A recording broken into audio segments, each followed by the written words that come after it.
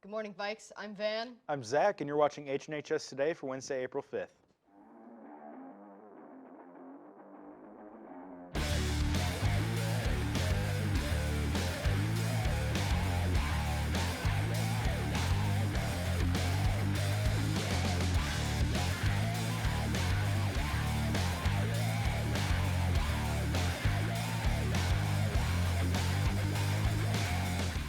Don't forget to vote for your favorite teacher in the Bucket Wars located in the main office. The winning teacher will get a pie in the face at the Riley Dance Marathon on April 8th from 7 to 9 p.m. in the field house. Tickets are $5 and you can pick them up at the lunch or night of. Speaking of the Riley Dance Marathon, tomorrow is Red for Riley Day. Make sure to wear something red to show your support. Last year's yearbooks are available to pick up in room 114. Now let's go to weather with Parker. Good morning, Vikes. This is Parker here with your weather today. As you can see here, going to be a pretty warm day, high 77, low of 38. But the main threat you're watching for today is the significant severe weather that is likely with a couple of strong tornadoes, which is EF2 or more, or higher rated tornadoes with the chance of large hail that could be in or around 3 to 4 inches in diameter.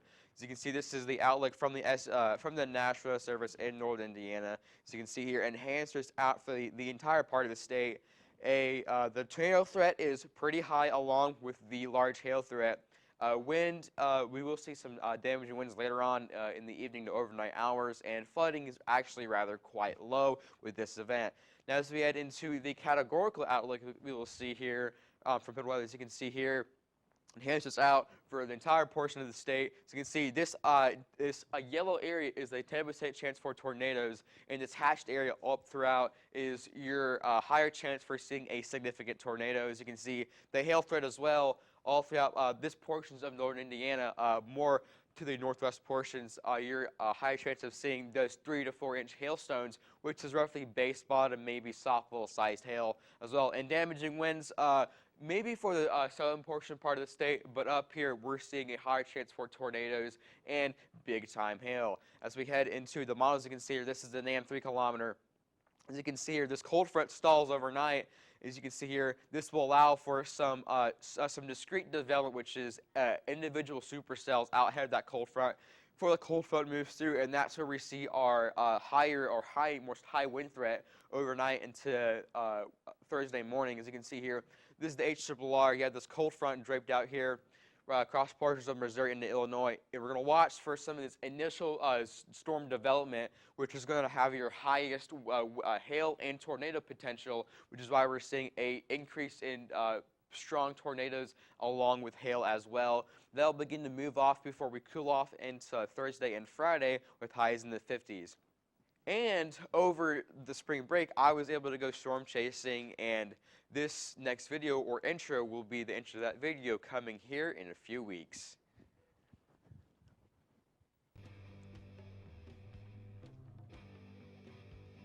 Yes. Massive tornado on the ground right in there. Behind by the tree, we just saw a visual of it.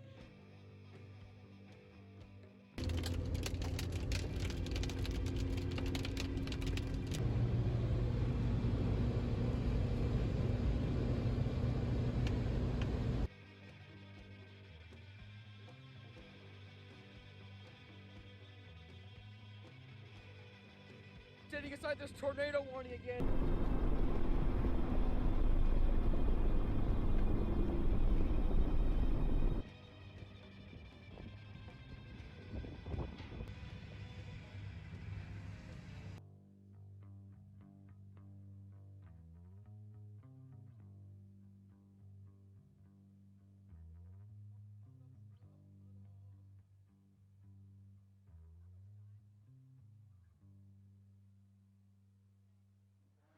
All right, one quick thing before we leave, guys. This is a quick little teaching behind tornado warnings and a tornado watch. A tornado watch is basically where the conditions are conducive and favorable for severe storms and likely over a, let's say, 8 to 9 hour period. And those are, where the conditions are probable for tornadoes. Now, a tornado warning is where you need to take immediate action and head to shelter, which your shelter is going to be the most interior room on the lowest floor of your house, a basement, bathroom. And when you do go to your tornado warning shelters, make sure to have helmets, flashlights, blankets and pillows, and any essential items for maybe after a tornado hits as well. But stay safe, Vikes, and let's go to Wyatt for sports. On Thursday, the boys' baseball team had their first game against Northrop, beating the Bruins 10-2. Cole Martz and Isaac Wilson each tied 2 RBIs, with Wes Huff, Landon Moreland, and Maxwell Brock each bringing in 1. Jack Eckert, Huff, and Wilson led the way at the plate with 2 hits apiece. Eckert's trio of runs scored led the Vikes. Sam Story picked up the win on the mound for Huntington North, tossing 3 innings while allowing 3 hits and 1 run, striking out 4. Huff would close things out on the mound, pitching the final 4 frames and allowing just 2 hits and 1 unearned run. The Vikings' next home game will be next Tuesday, hosting Homestead. The men's first volleyball game of the season was lost to Homestead. The first set was 25-18, second set was 25-16, and third set was 25-22. Trey Gerber had 5 blocks and 7 kills, while Nathaniel Alwine had 15 assists.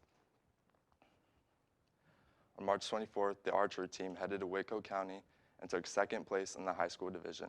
The top 3 shooters were Brendelyn Shaw, Cadence Boher, and Brody Lindes. Attention football players. This week's workouts will be Monday, Wednesday, and Thursday. Monday and Thursday will have workouts starting at 4:30 to 5:45, with practice to follow from 6 to 8 p.m. Wednesday will be workouts only starting after school at 3:05.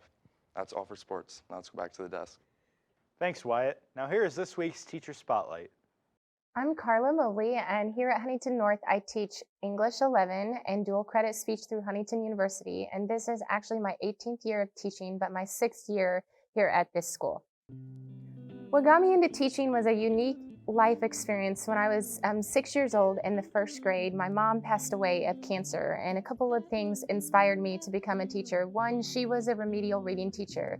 And even though I was very young, it stood out a lot that there was a line of people down the block in a cold, snowy day in November to attend her visitation. And all night there would be kids and parents coming through like, your mom, your wife had such an impact on me. But maybe even more than that, my 1st grade teacher changed my life.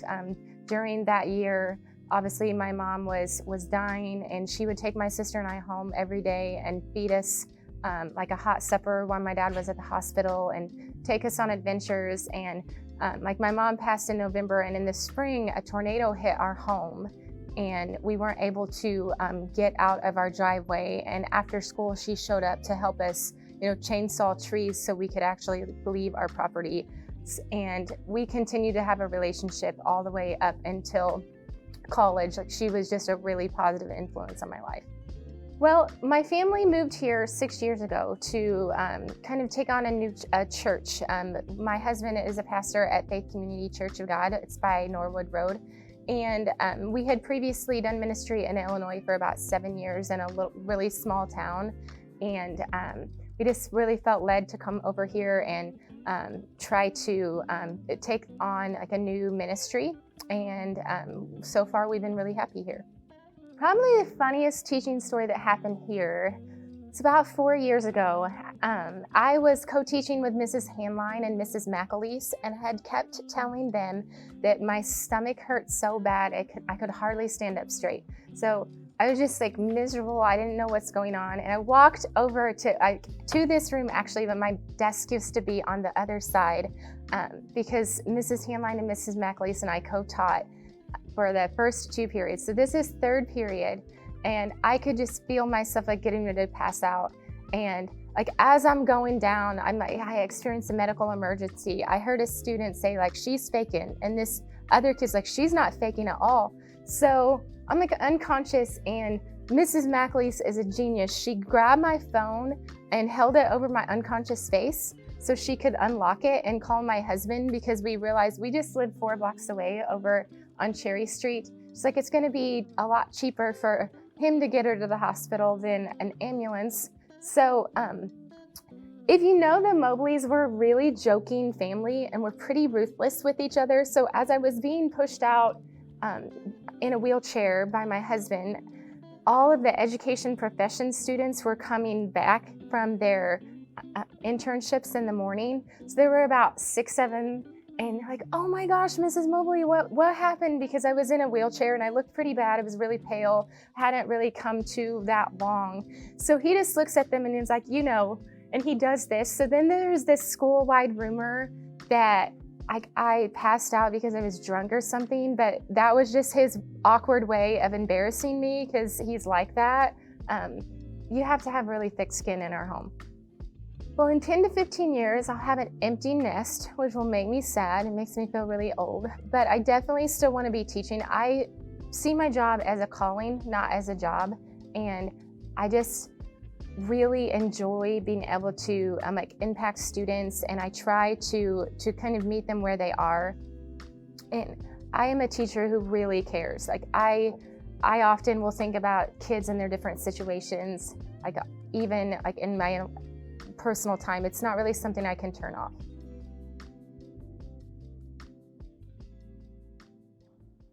If you are a senior who attended Andrews Elementary School for at least 2 years, you can apply for the Andrews Elementary Scholarship. If you need an application, stop by the guidance office. They are due today. The Red Cross Blood Drive is on Friday, April 28th. HNHS Media caught up with the Red Cross account manager, Zach Bernath, for an exclusive interview. Only 3% of the population give blood, 3%. Which is kind of shocking. Now, most people, the reason they say they haven't given blood is because they weren't directly asked or invited. My name is Zach Bernath. I represent the Red Cross here in Northeast Indiana. Anytime you come in and donate blood, first and foremost, we want you to know that you're making a difference in someone's life. Whether it's a mother in childbirth having complications with severe blood loss, maybe it's a trauma victim from a car accident being wheeled into the ER. Maybe it's a cancer patient undergoing chemotherapy. When you donate blood, that unit of blood is going on to help someone in some capacity somewhere, and blood can only come from generous donors. So when you're doing it, you're truly making a difference in someone's life. Yeah, so we've been coming to Huntington North High School for years. We have so many adult blood donors who say the first time they donated blood was in high school. So when we hold blood drives at Huntington North, we're planting seeds for years to come. Well, we come to Huntington North specifically because we know that the student body wants to participate. Huntington North is one of our higher collecting high schools too. We want to make sure we're giving this opportunity to young people, giving them a chance to do something in their formative years where they can really feel like they're making a difference in someone's life. Maybe you're terrified of needles, like last time you had a needle, you passed out. That's okay. We understand. Blood donation isn't for everybody. But if you're someone who says, yeah, I'm healthy, I'm feeling really well, I know I'm eligible to give blood. Yeah, needles, not a big deal to me. Really encourage you to come out and give it a try. It is a really good feeling to know that you're making an impact in someone's life. Those 16 and older are eligible to do it. So if you're 15, you might have to wait till the fall when we come back. But we will be here on April 28th. To schedule your appointment or to sign up, come to the nurses clinic.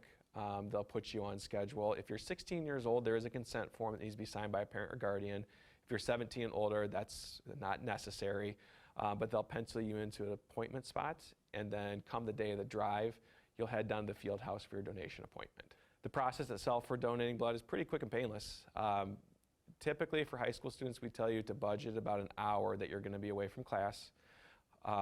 When you come in to donate blood, we'll get you checked in. We send you over to a station where the nurses do a quick vital check on you, heart rate, blood pressure, iron levels, ask you some basic health history questions. From there, we send you over to the beds. The draw itself for blood donation really lasts about 10 to 15 minutes. And then when you're done donating blood, we send you over to the last step in the process, which is a table where we give you some snacks, some cookies, some juice, ask you to hang out for up to 15 minutes.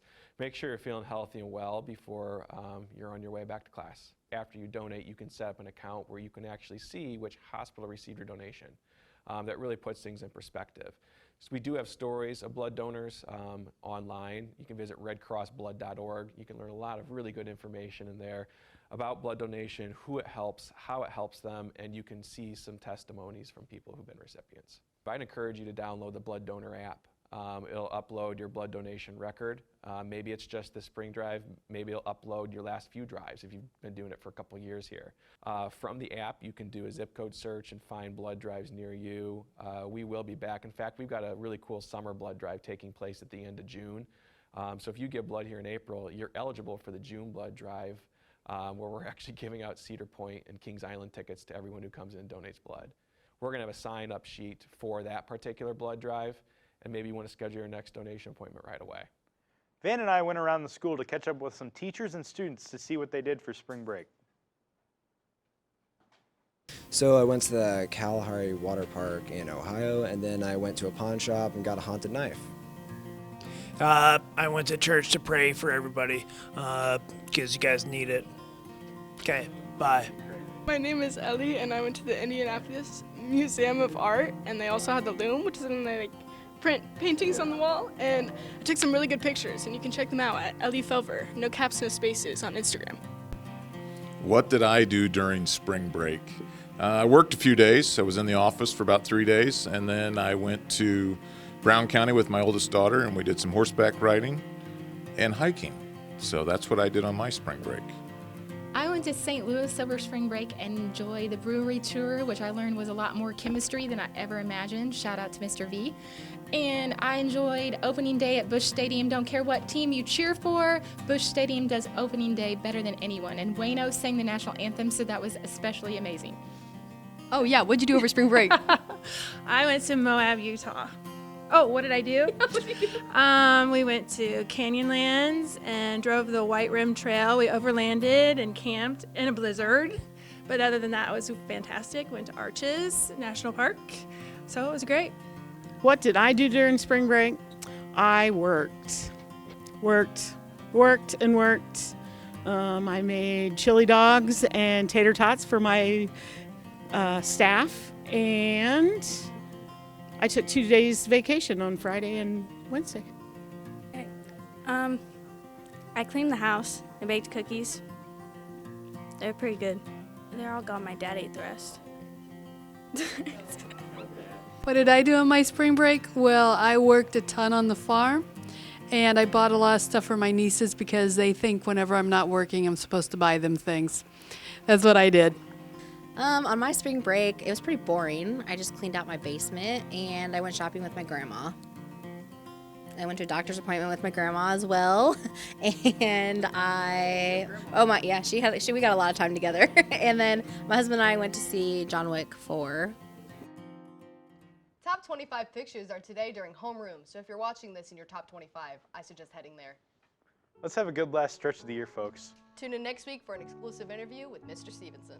See you then. Thought the day it disappeared that it was over. Didn't even hear you leaving. Saw you with someone and thought that it was closure. But you still tell me that you need me. Baby, why? Tell me why? Can't you just make up your